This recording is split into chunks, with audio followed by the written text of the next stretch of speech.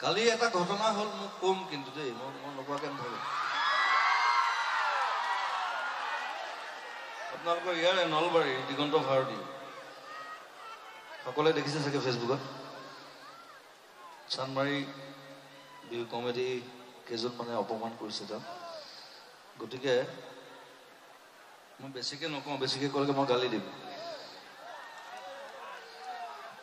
গতিকে কথাটো কওঁ যে সেইটো হ'ব নাপায় আৰ্টিষ্টৰ লগত আৰু তেওঁ অনুষ্ঠান চাবলৈ গৈছিলে তাত মাতি নিছিলে ষ্টেজত নিবলৈ অপমান কৰিছে চব চানমাৰী কমিটিৰ যিকেইজন মানুহ আছে যিকেইজনে কৰিলে কামটো মই কাকো অনুৰোধ নকৰোঁ কেতিয়াও লাইফত আদেশ দিছোঁ ক্ষমা খুজিব লাগিব বছ কালি এটা ঘটনা হল মোক কম কিন্তু দেই মই নকোৱাকে নাথাকো আপোনালোকৰ ইয়াৰে নলবাৰী দিগন্ত ভাৰতী সকলোৱে দেখিছে চাগে ফেচবুকত চানমাৰী বিহু কমেডি